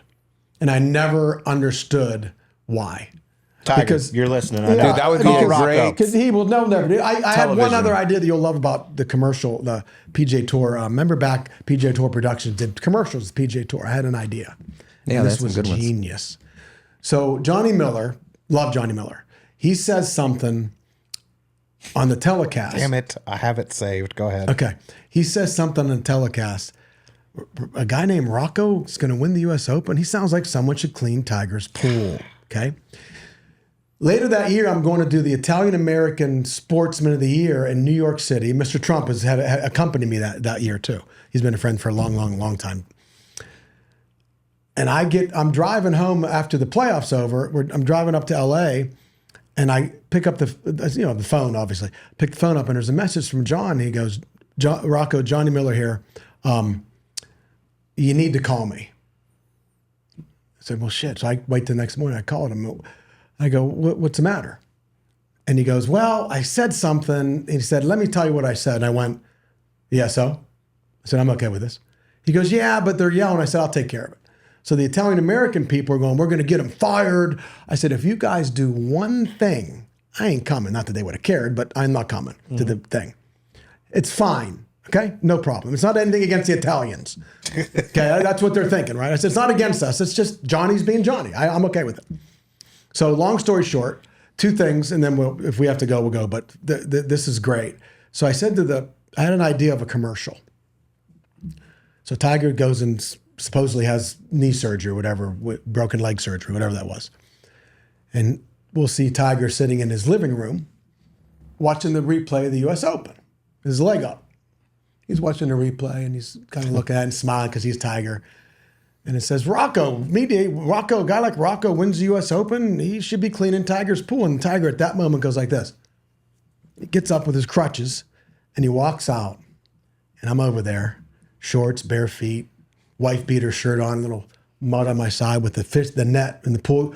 And I'll look up. Sorry, Mr. Woods, be done shortly. End of commercial. Be beautiful. They said no. Oh. He said no. Who said no? Tiger said no, Yeah, or he said PGA Tour said no? But no, PGA Tour would have lost their mind.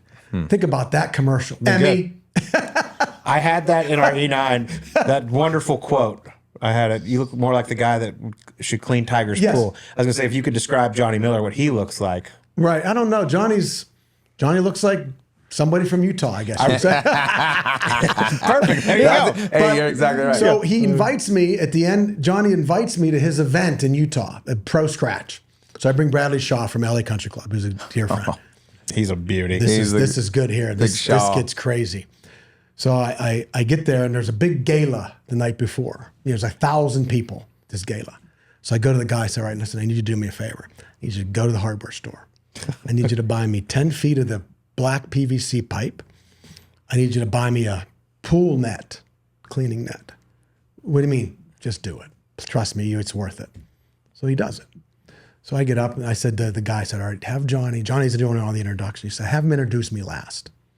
He goes, all right. So I go back and I pull my pants up. I have like khakis on, pull them up to my knees, shoes and socks off, take off my shirt, wife beater, t-shirt on, wrap the black PVC pipe around my body, take the net out.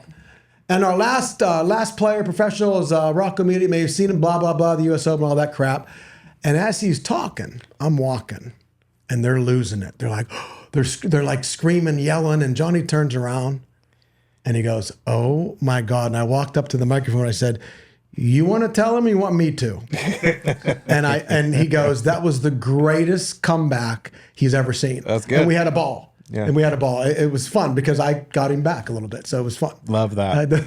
That's good. That so commercial would have been good. Yeah. Oh, it They would have lost been their fantastic. minds. Yeah. It would have been great. Yeah. They don't Sorry, get Mr. it. Woods, I'll be done in a minute. They'll never get it. They should have done it. They'll never get All it. right, let's get to the E9. We'll do this quickly because I know you got to go film your serious show, and this was part of the worry with you. Is this yeah, we're good. We're it was good. going to go 4 hours. We're good. All right, we asked this to everyone. You can be anyone for a day. Be in anyone's shoes for a day. Who would you be, dead or alive?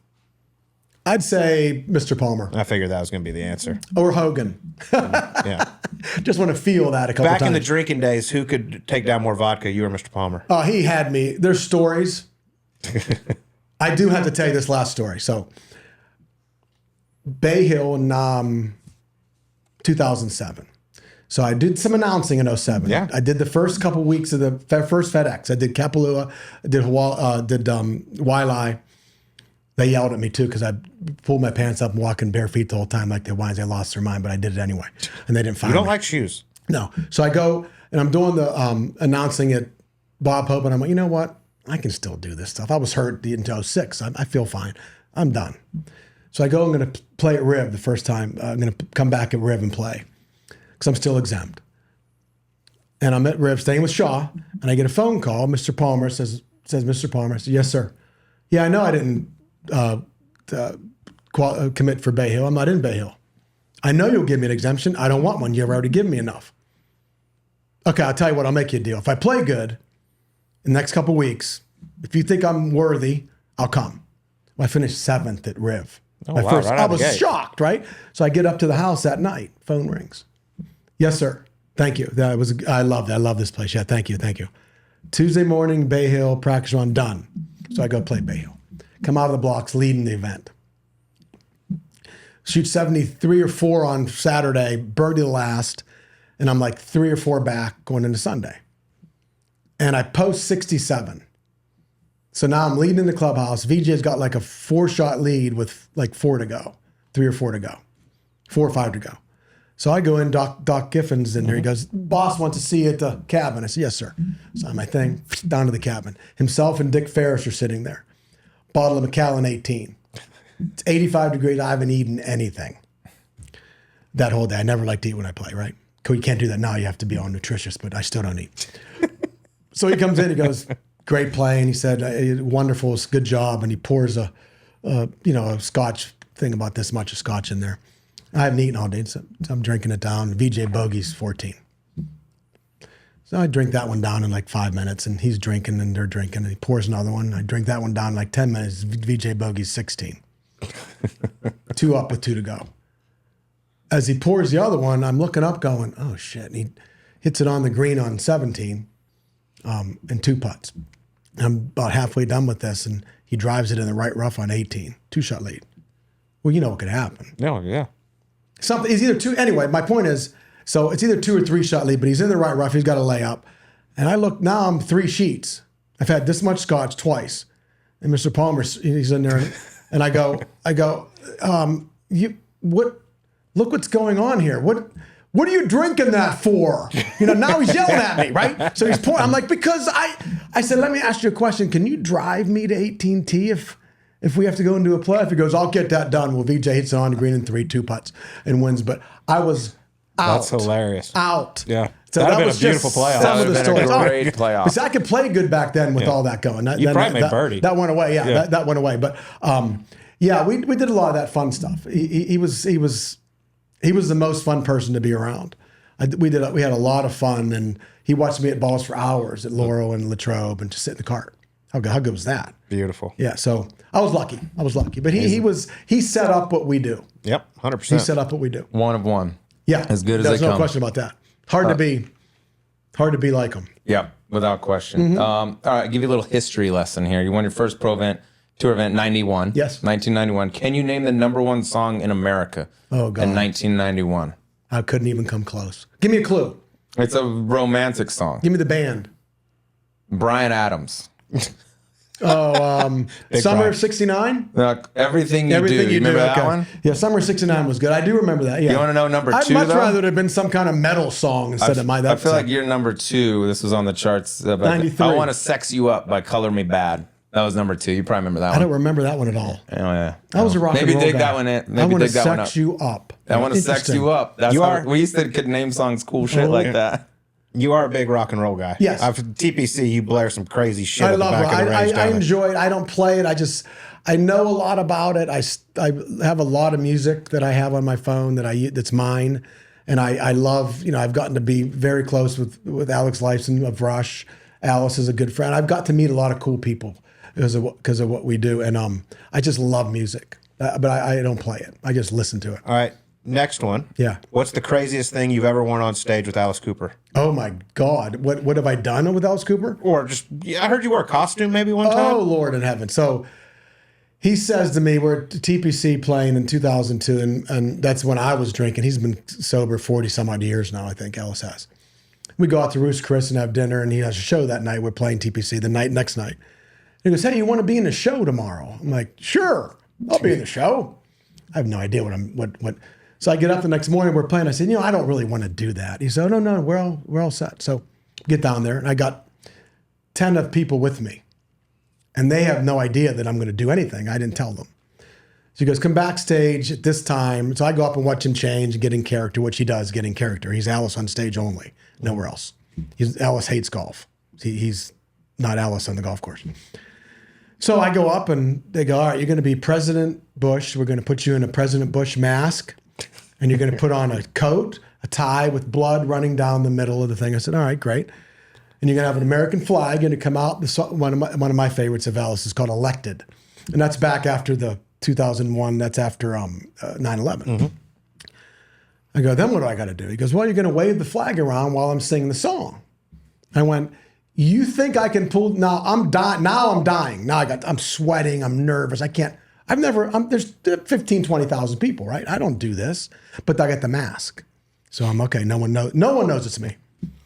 There's 2 pinholes in the mask, though. There's only pinholes. So not pinholes, but little holes. So now I got to walk. It's like, all right. I said, he told me right about now. He goes, all right, go. So I got to walk over I can't see. So now I get out on stage. It's lit up. So I got to wave the flag as President Bush, and Alice is singing Elected. He's over there nudging me and stuff and busting me. And the people are going crazy. But on the back of my shirt is written, Bin Laden sucks, on the back of my shirt. So he goes, as soon as I hit you again, I want you to turn around. So I'm waving it's a 10-foot flag. I'm waving this flag like an idiot, right? But I'm having the time because no one knows. And I turn around, and we've heard roars before, but I swear this one moved me back on stage. Wow, it was that's cool. so loud.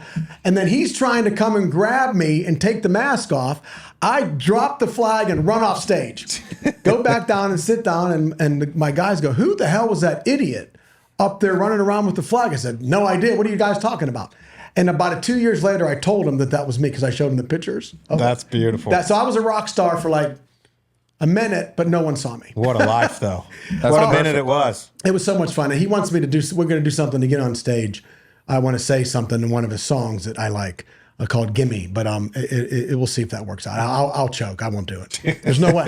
It's like you get people out of their element. They can't, they don't know what to do. It's like pro-ams. You get these guys that never play, and pro-ams are losing their mind. I get it. I'm not doing it. Fair. You have the mask on, though. That helps. I had the mask. That it was helps. huge. You're like a mascot. But I'll do it. Whatever. But yeah, that was rock and roll guy. All right. I like that. You've answered a couple of my E9s already just throughout, so I'll go with this one right here. Give me average cigar intake on a tournament week. Well, do you lead the Champions Tour? Believe it or not, Miguel? Well, Miguel's just destroys. If I go, I can make a cigar last a day or two. No. See, I don't light them a lot. Sometimes you I chew do. on 'em. And sometimes I do. But not like everyone's like, I said like a couple a week, really. Oh, really? A couple a week. If Miguel, They're in your mouth deep. a lot, but it's not always lit. not always lit. So I don't know. I quit chewing. I changed. Good for you. But yeah, no, not as many as you would think. Everyone goes, how many? Well, a couple a week. Well, you say 3 or 4 a week, I'd say you go through. When I'm home, I'll have them out back, but they're just sitting there. I don't know. That's It's just a not too bad. habit. It's just a habit. Yeah. Interesting. I'll It's pay just a attention habit. when it's lit and when it's not. Yeah, alcohol was a habit. Got rid of that. So Yeah, good for you, Just by a the way. habit, though. It wasn't anything. But other than that, no, not as many as people think. But Miguel's like, oh shit, I'll go through a box a week. I'm like, whoa. And he's been doing it for a long Yeah, fucking time. he's And he's still absolutely a stud. beauty. Yeah. All right, next one. Get asked this a lot, and we all know like certain guys during a rain delay. There's always those guys that are holding court. You always want to be at that table because they're telling the best stories. You are not. You can't pick yourself. Okay, who would be the guy you would want to go sit with during a rain delay the most? Yeah, I wouldn't do, because I usually go in the car. I'll go with Bender. I'll go to where the caddies are. Who would I want to be? Actually, believe it or not, I like hanging out with the caddies a lot because you'll really hear some stuff. I can't believe he's doing that. How come he's acting that way? He's got everything by the balls and he's complaining all the time. Yeah, I just love it. I love hearing the real. You get the real. Yeah. You know, because they, and I don't mind. I even tell Pete, I went, you do talk about me. He goes, I don't have a lot to say, but sometimes I'll bust you. I said, good. I just want to make sure we're. So I don't know, player wise, I like sitting with Ernie. Ernie's just listening to him talk. Just the way, there's so many good. Our tour, just listening to Watson talk. I get to do that. Well, I used to. He's not out there much anymore. Obviously, Trevino. Can you imagine? Oh, it's, Yeah, you just want to help it never start again on the rain delay. Just listen to him talk. But yeah, we get the best guys, the oldest, most famous people on earth that I get to hang with still. That's cool. So I don't even know why we're not sold out every week watching these legends out there. And I don't put myself in that situation. I've just played a long time. It looks like the most fun tour, as It's far fun. as I'm concerned. It's fun. I'll give you the next. What's harder to accomplish? Finishing 600 at the World Series of Poker, as you did. yeah, Or making a 10 on the 12th at Augusta. What's harder to pull off? God, you were in contention then too. I know. I don't want to bring up bad memories, but No, I kind of want that's- to hear how it and that happened. was 06 when the back went bye-bye on 9. That was the 9th fairway that happened. Remember with Brandon was caddy for me. I said, I don't know if I can make it. And anyway, 10 was pretty easy to make. The hardest part about it was I only had one ball left after those 3 went in the water. So I was almost like, and I knew it. I looked at B and I went, there's only one more ball left. We got problems because I couldn't swing. Yeah. There's a lot of water coming home. Yeah, we got to lay up a 13. I kept it lay away up a from that. 15. That was easy once I got out because I had that ball and then another one. So I hit the next one on the green and made a 10. And then the funniest thing though at the end, who does this? So I get up there and I'm in Miguel. I played with Miguel that round. He was actually in tears on 18 because I finished. I was dying. It was awful. So I go up and everybody's waiting because they want to hear about the car wreck, right? And I'm fine with it. I walk up. I said, only one question before you ask is I only have one question. Is 10 the highest score on that hole? And they said, no, 12. And I said, I wasted all that time to get nothing out of it. They lost their head. Then they started asking questions and I answered. Who made the 12? I know who it is. It'll come to me probably right as we finish this. Is it Weiskopf? I'll look it up as we're 12. talking. But yeah, 12. Tiger So made they it. killed me. Tiger made a 10. Yeah. Wouldn't eventually you just Recently. go They up to killed me. that and clip one on the back or back bunker? But you even? know, the thing about that is if I'd have thought more, I'd have went as far left as I could and dropped it instead of so far back. If I'd have thought about It's it. a tough dropping. At least the guys that hit it in there, like sometimes there's been like Spieth had a Yeah, crazy, I'd have like went to dropped a crazy hard it right spot. by I the thought. water, and Yeah. then hit it in the. I'd And hit it ship over the it green up there somewhere. Just hit it over the green, make a 5. Yeah. Or a 6, better than 10. So you still not can gonna survive. rinse it. Right. If I'd have thought more instead of walking back to 70 yards like an idiot, I think I'd have made less than a 10. Yep. Maybe. But you're in the books with a 10. Though. I got a That's 10, nice. but not and really. 600th in the World Series poker. That's Yeah. nice too. Not really. It's not a record. I mean, if I mean, you're there's going to a make a shitload. number. There's like 5,000 people in that thing. There was 10 that year. There's 10 every year. Yeah, I mean, that's pretty good. I got lucky. I didn't know what I was doing. If I knew, I'd have lasted a little longer. But Well, I believe it's actually a 13. 13. by Tom There Weiskopf you in go. I knew- 1980. Oh wow, that's So I tough. 'cause wasn't- that might stand for I a long wasn't even time. close. I mean, No, all you Still that had a lot effort. of shit to happen to get to 13. I made that 6-footer for 10. I should have 3-putted if I'd have known. You need a lot of golf putted. balls too to get you a 13. Okay.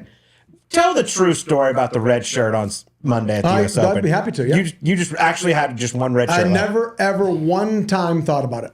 This is Never This once. is a safe place. Yeah, no, everybody says that you do. No, I promise you, I never, ever thought about it. It's the last shirt I had, because who packs that much?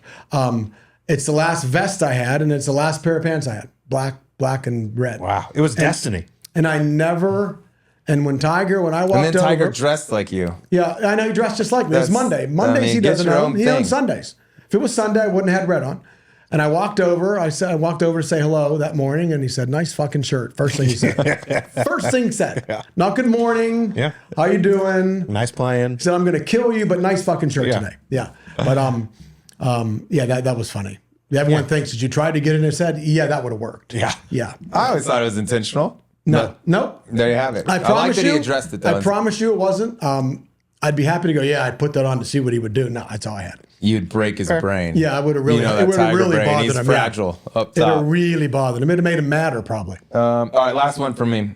Got an audible again. If you could, all right, you could choose to be. You're one of the best golfers in the world for a long time, right? If you could be one of the world's best in any other profession in the world, not golf, what would you want to be? Lead guitar, lead singer. Had to be a music thing. Simple I as figured. that.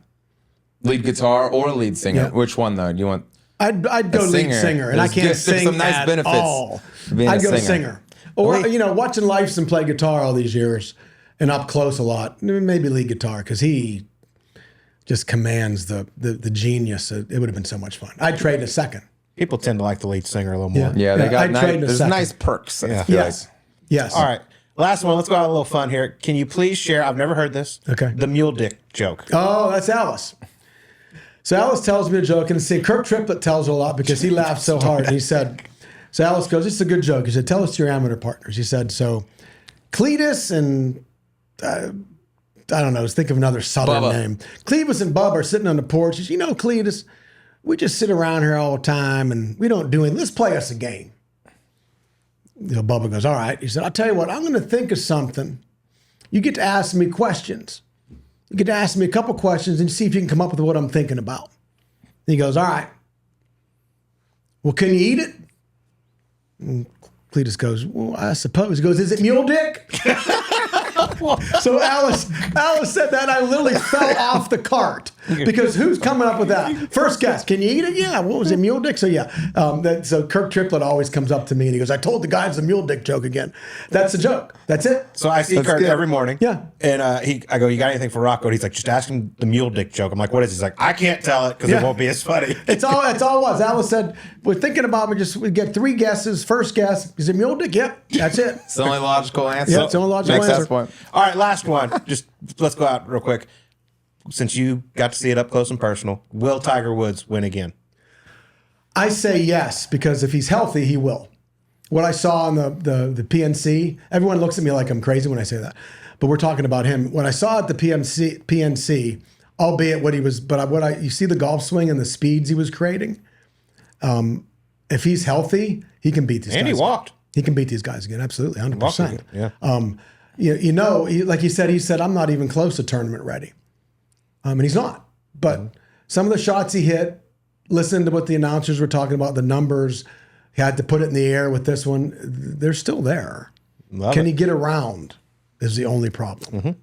And if he can get around, yeah, I think he can beat him. We'll find out. Well, but, And if not, it'll go to the Champions Tour and and you get beat to the run it crawl. back. You get to run it back with him. last Tiger story, a couple years ago, we're at Stricker's event, and I said to Strick, we were in the rain delay for the Pro-Am, and I was in the equipment trailer, and I said, I wonder if we change the rules for greed aspect. Could we get Tiger out here at 48? He goes, well, let's find out. So he texts him, Tiger, would you come out and play the Champions Tour if we changed the age to 48? He goes, F no. I said, ask him why. Why? Comes back. All the records in the Champions Tour started when the guys are 50. Why would it change for me? Oh, so he's already thinking He's about already it. thinking He's about already thinking about smashing the records. But that's Tiger, though. Yeah. If you called me, I went, yeah, I'll come out. Yeah, I'll be Hell right yeah. there. I can start I'll right see you now. right now. I can ride. Every 48-year-old on the I'll PGA be Tour. right there. Yeah. But he said that. He said, no, all the records start at 50. Why would I want that to change? Beautiful. He's got to want that U.S. Open. Of course he does. Yeah, He's that not one's going got to to come be out there the to hang out. Yeah. He's going to hang out, but he wants to kill people again because he can. Bring that Rocco, red shirt back out on his ass. Yes, Throw I him will. for a every loop. day. I will. You are a beauty, I my miss man. him. Thank you so That was much a for doing ball that. appreciate laugh. you. That was an absolute ball. You're Anytime. 1-1, my brother. All right, that was Rocco Mediate joining us on Subpar. Sleaze, they just don't make them like that anymore. That's a man that beats to his own drum, and I respect the hell out of it. He ain't trying to conform. He's not trying to be like everybody else. He does things his own way, and it's worked for a long, long time. And when we kind of got into the discussion for a while, but like Rocco's a guy you could point to, like he had when he was healthy, when his back wasn't completely messed up, he played good golf for a long time. Would he be able to do it starting now? Probably not. Probably not. He's one of the shorter guys out there at the time, and now it's gone through the roof. It's good enough to win on Champions Tour still, though. But 5 straight decades of winning yeah, at the highest been level. good for a long, long time. And just sitting down with him, though, like it's fun to get the guys that played in different generations kind of takes from A, when they were coming up, and B, like, what do you think about it now? He's a good one, dude. They should have made that commercial, by the way. I agree. Good idea with the commercial. The Tiger commercial, brilliant. But man, in today's golf world where we're just starving for some personality, it's like, hey, Rocco, go pull some of these kids aside. Because he said he was pretty shy growing up. And then his relationship with Mr. Palmer kind of changed everything for him. And I'm glad it did because he's hilarious. He was one of my favorites to get paired with, play practice rounds with. I mean, there's just nonstop chatter with Rocco, and I love it. Yeah, he's like, silence, I don't do well. Yeah. I don't do well with silence. And as he's gotten older, I feel like he dresses like a Bieber backup dancer right now on the chain. So things have changed. It used to be like sweater vests all the time. The pleats, remember all that stuff? I mean, he was known for that sweater vest, and now it's like hoodie, Jordans, joggers, untucked, all the stuff. Every color that doesn't match with the other one. And it's just chomping that stove the whole time. But a lot of fun with him, man. Always, we're going to have him on again because I know he's got a million stories. But let's get to some football here. You were correct on college football. You picked Notre Dame and Ohio State. I went with my heart a little bit. I wanted the Longhorns to pull it out. They ended up losing 28-14. That was kind of devastating there. It's a big scoop and score depending on which side you're on some bets, especially second half. But I mean, Ohio State's playing real good. They're scary right now. But Texas had what they have? Was it second and goal from the 1? They had it first and goal from the 2. Second and goal from the 1. Yeah. Toss backwards. Something else. I don't know. I'm telling you. Anyways, they end up with the scoop and scored, and it could have easily been tied up. We're going to be in for a classic. Steve Sarkisian's one of the best coaches in football. There's no doubt about it. But I think if you look back at that, it was either first and goal from the 1 or the 2. They run it straight ahead. They get stuffed. And I think in his mind, he thought, okay, remember back to the Penn State game when they stopped them 4 straight tries. They're like, okay, we can't run it right up the middle. I think he panicked and he decided to go try to get their speed out there. And I mean, he tossed it to when he caught the ball, it was on the 9-yard line. Yeah, it was back. I mean, and they got a bit. That's the only way you can go backwards is doing something like that. You go back earlier in the game, it was 4th and 1. They bring in Arch Manning. He runs for 8 yards. I know he almost fumbled, but that's kind of what he does. They've done it all year. I was shocked Arch didn't come in that situation, but Ohio State's rolling right now, probably saving Ryan Day's job. But if you make it to the Natty and let's just say they lost and you get canned, it's like, what do you want? Who are you gonna go get? That's better than that. And Texas too. Yeah, did the play calling, like college teams especially, I've noticed, like once they're inside the 5, I feel like most of them, unless they can just line it up and push it down, like if they're the bigger team, it's so hard getting it in the end zone. These guys, with like for whatever reason in college. And by the way, if I'm on the 1, I'm saying hand it off. Don't throw. I hate when they throw these fades and stuff from the 1. I'm like, just run. But they were stuffing it. Yeah. I don't know. It's one of those, if they call a play action bootleg and then throw it and score, you're like, oh, what a beautiful call, But if all you got to do is get in, and man, it ended up not looking as close as it was, but that was a good game. And then both games Notre were Dame, Notre Dame, Penn State came down to a game-winning field goal. I know your pops had to be going crazy. I could hear him from South Scottsdale. I could hear him in North Scottsdale, dude. I mean, he's on cloud nine. He's still like not all the way. He's like, we got to clean up. We got to do this and that. But I'm like, how about your boy on the other side, Drew Aller, putting it in the air with 30 seconds left, if you're going to throw it, okay, it's fine. But like, if it's even close to not there, you think you just eat it or take off with it. When they picked that, I was like, oh my God. I mean, I couldn't believe it. That poor kid, man. I love Greg McElroy. I mean, broadcasting is very difficult. He had a rough 3 minutes there where I couldn't understand why he was saying if Notre Dame breaks one, they shouldn't score. I'm like, no, dude, you score. They're going to score. They're going to have 20 seconds left, like when they were first driving. I was like, you score. Instead of leaving it in the hands of a college kicker. And then the Penn State quarterback, he's like, he never throws into trouble. The last thing he'll do is put it at risk here. Yeah. Pick. Oh my! I don't care about Penn State. I have no hate or love for them. I feel bad for that kid. Yeah. That's going to be a tough one to go home to. Just when it's like worst case, you think like we're going overtime. Yeah. And then for that to happen, and the kicker to make it too, which it looked wide right, and then old touchdown Jesus just gave it a little puff right back in there. So we had good games though. Yep, we got really good games. And we got Ohio State, Notre Dame. That feels like a nice national title game. Ohio State -8.5. Ohio State, Penn State. I'd be like, they're just getting a Big Ten regular season matchup. This is better. But the last time the spread has been this large, TCU Notre Dame. Correct. Or, excuse me, TCU Georgia. TCU Georgia. And we know what happened there. And I don't even think you got off the plane. You landed. They were down 42-0. Came and you came back. Saw the national anthem, and then my guy said, "Let's go." Yeah. So hopefully it's a good game. Looking forward to it next Monday night. NFL. By the way, can I give one thing? Sean McDonough, he's so good at games. Give the guy all the game. I love him. He's so good. He's knowledgeable. By the way, he does like hockey. He does everything. Hockey's got to be the hardest, but never makes it about himself. He's just like good, but he's okay to like question calls. Oh yeah. And like he doesn't bite his tongue when it's like, no, dude, that's holding. Yeah. Like when they're like, you could call that either way, and he's like, nope. No, that's cheating. He's one of the best. Yeah. Love listening to Sean on the broadcast. He is. He makes it look very easy. Yeah, he pops around. He might be the guy that gets like the least credit for all this stuff. It's like they send him to hockey, which is it's going entire shifts. And these names, I mean, and it's a hard thing to call. He's really good. He's a big hockey guy. Let's get to the NFL quickly. Eagles took care of the Packers, 22-10.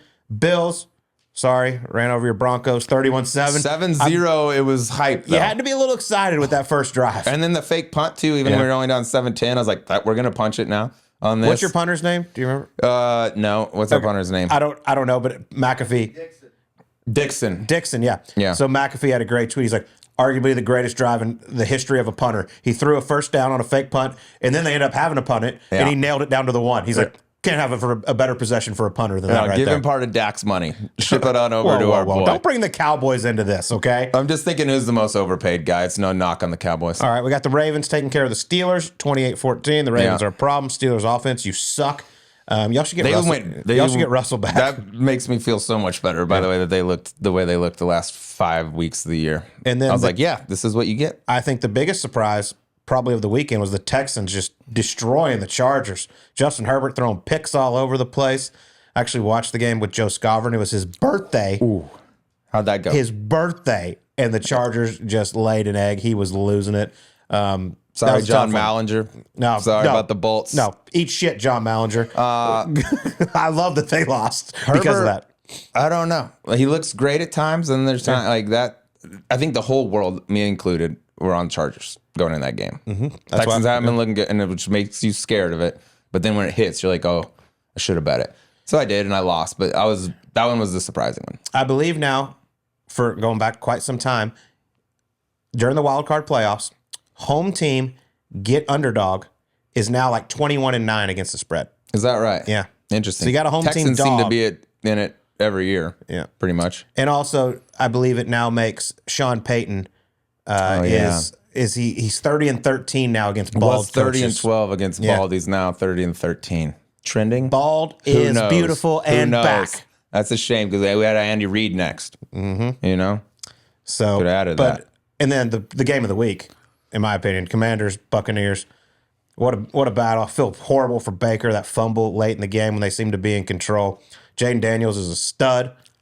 Scary Terry is a monster. But that was a lot of fun to watch with the Commanders hitting the last-second field goal off the doink that went in. Yep, for a franchise that's been needing something to cheer for a long time. They that was a shocking. I know everyone knew Jaden Daniels was good. I don't think anybody knew he was quite this good, maybe even though he's a Heisman Trophy winner, as weird as that sounds. But he came in and made it look like he looks like he's just in full control as a rookie, which doesn't happen often. Probably safe bet for that offensive. I was going to say Rook of the Year. I think your man Bo Nix is probably going to finish second. Runner-up is not a bad. I would have taken that. All right, well, let's make some picks real quick. Obviously, we don't know who the Philadelphia Eagles are playing because we're recording this on a Monday. And tonight we got the Rams and Vikings right down the road here in Glendale. So we got KC hosting Houston. KC -8. I want to take KC for everything, but when was the last time they won by 8? Doesn't happen very often. They haven't won a game by more than a But I'll tub say this. since last year. Basically, it feels they've like. rested all their main guys for 2.5 weeks now. Since they're at the bye Arrowhead. week. At Arrowhead. Houston's a nice team. I don't think they're at the level of KC, the back-to-back Super Bowl champs.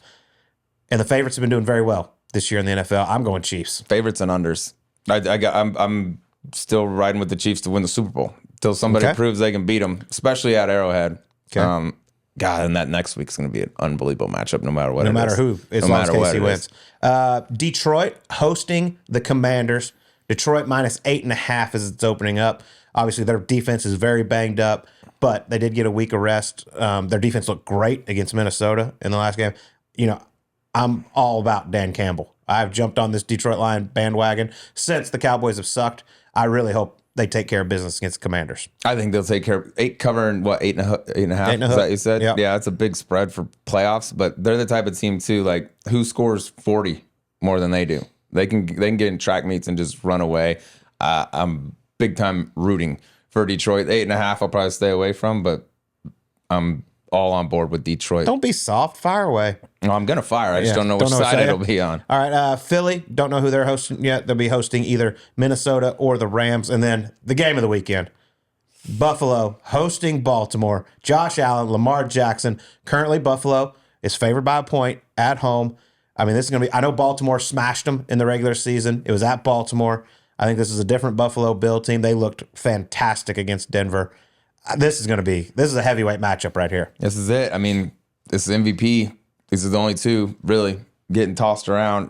Yeah, I got a Bills -0.5 in Buffalo. in these type of games where, it's a coin flip basically, I like to take the home team. So I feel like Josh Allen's been so close lately, just running up against, what was it, when Mahomes had 13 seconds and they go down and score was one of the to beat greatest them, which games is one of the of all most time. horseshit losses of all time if you're Josh Allen. But the overtime game, like just crazy stuff. I feel like they're kind of on a mission. I'm going to go with the Bills in this thing, as good as Baltimore's been. Look, I picked the Bills from before the season started, so I'm going to keep them rolling here. I can't wait for this game. I hope it lives up to the hype. It's going to be a lot of fun. But, man, football's been great. The sad thing is it's almost over. I know. One more college football game. That's painful. All right. Well, congrats to Nick Taylor. Fun to watch. Congrats on your 5th PGA Tour win. That's going to do it for us. We'll talk to you on next week's Subpar.